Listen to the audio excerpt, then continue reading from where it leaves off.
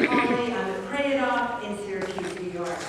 I read a lot of inspirational Bible readings, inspirational snippets every day. It helps me, and I enjoy it. It's part now of who I am.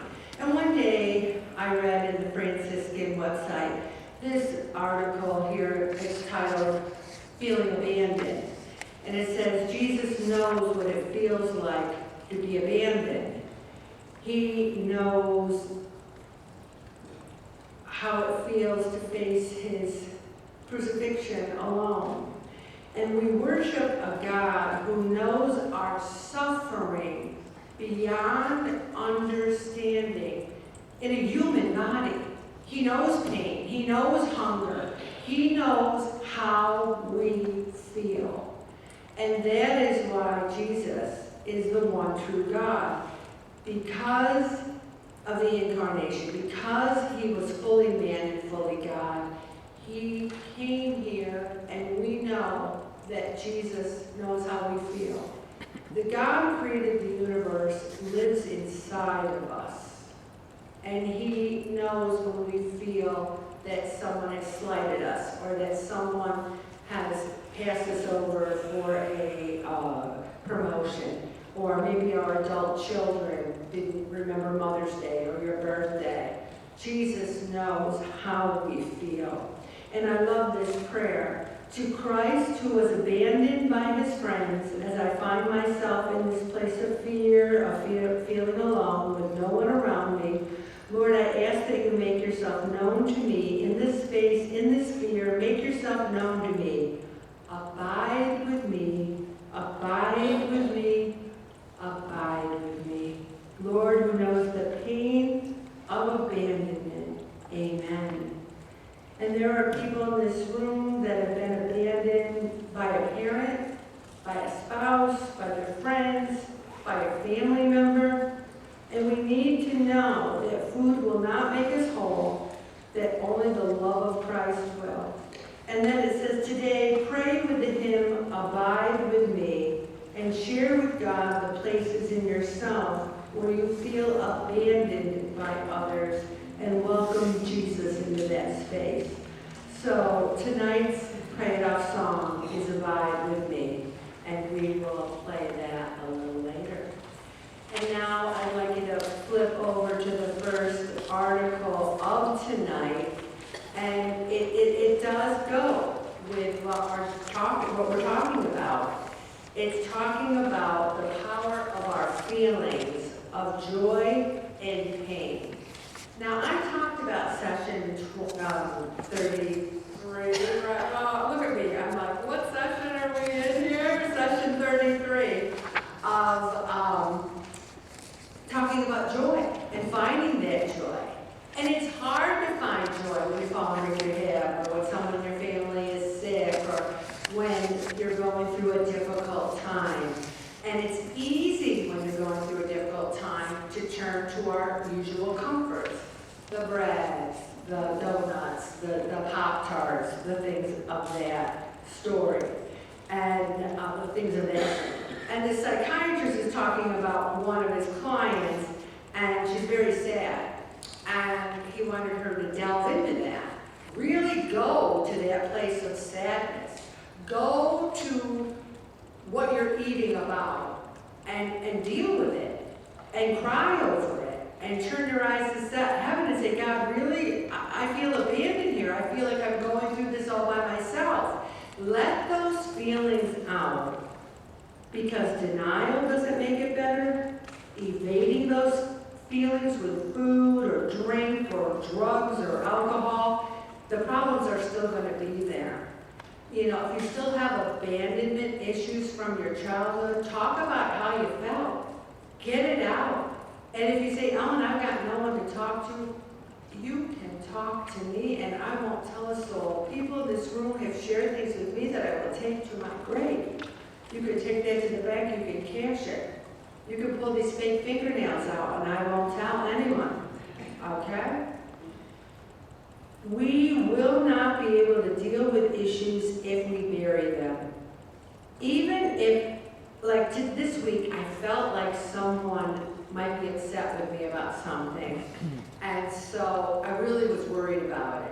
And so I dealt with it. I reached right out and I said, oh, I wanted to tell you about this or that to see how they would respond. They responded great. We had a great conversation. And I felt so much better because they weren't upset with me. It was just my own mind. Do you ever do that in your mind?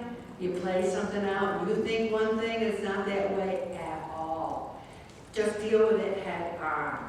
So this Ellie starts sobbing uncontrollably and just gets all her feelings out. And then he cracks a joke and she starts laughing uncontrollably. And she said, now I feel like this pain is like leaving me and I'm starting to find that there's a place now for joy. Sometimes you have no place for joy because you're fighting so many battles. And I hear from a lot of people. Like today, I went out with a friend of mine that I hadn't seen in a long time. And I know she's not going to watch the videos, but she had French toast for breakfast. God bless her. I looked really, really good. Butter syrup. I was ogling it. But I had eggs, and they were delicious, and I was eating them like they were the last. I just was in the gym for 2 hours, so they sent those eggs down. I was like, rrr. But she told me that several days a week, she lays in bed the entire day and reads. People live like this? People do this? I was stunned. I was like, the whole day? Do you exercise at all that day? She goes, no. I can't imagine it. I cannot imagine laying in bed all day. Now, maybe if I had gallbladder surgery and I had to lay there, but I mean, should I? Should I lay there all day and read a book? Here's what I think. That works for her. She likes it. Me, I don't think I would like it. I think, I read like 2 books a week. I have plenty of reading time. It's just not laying in bed all day reading. I read when I ride my bike. I read right before I go to bed. I read. So I think I learned a light bulb went off. Just because she does it doesn't mean it's right for me. And sometimes I'm going to say, like, I go to the gym 2 hours on Tuesday, and you can say, well, I don't want to do that. You don't have to. Do what works for you. If Michelle says, 2 days a week I have 650 and then I have 2,000 the rest of the days, it's working for her, but maybe it won't work for you. That's what we have to do. We have to delve into our own feelings, what's working for us, what's not working for us, and we don't want to suppress negative feelings. We want to get them out, walk it out, so we can deal with it, okay? And this psychiatrist says, I extend an invitation for you to feel it all. The heavy, the awful, the light, and all the emotions in between. These different parts of us make up who we are. People look at me and they say, oh, I wish I was like Ellen. She's so outgoing. She can get up and do the lecturing at church. They're not Ellen McCauley. They don't know, and you can ask my husband how I practiced for a long time. I read over and over and over and over again. And right before I walk up to the lecture, my heart's beating so fast that I think, well, if I die, at least I have a church and they can give me my last rites. That's how nervous I get over it. But they want to be me? No, thank you. You don't want to be me. I'm crazy. No one wants to be me. Be yourself. Be your own crazy. Because I'm my own crazy, It's so funny because I rehearsed with the Memorial Day essay contest winners today. These kids, 4th, 5th, and 6th, they are adorable, adorable. So they get up and they read their essay. They're like, well, Memorial Day means to me. I really think the soldiers and the doctors are really appreciate it. And I'm like, that was fantastic. I said, now let me read your essay, and see if you can pick up any tips. And then I get the rest, and I'm like, what Memorial Day means to me, the fallen soldiers. And then I go through this whole dramatic reading, and they're out there like, their jaws are dropping, because these are their words. And I'm like, my great-grandfather, and I'm doing the... Then the next time they read it, all of a sudden they're like, well, you give them permission. Your weirdo-ness and doing it, you give them permission. So for 20 years I've worked And I'm telling you, it really makes a difference. You show joy.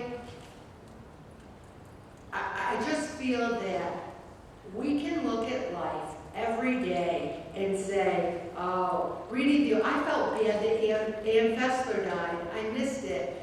Ann was a dear friend, and I don't know if anybody knows her in this group. And, you know, I loved her. Each day we have is a gift, and we need to find the joy wherever we can. I'm going to stop right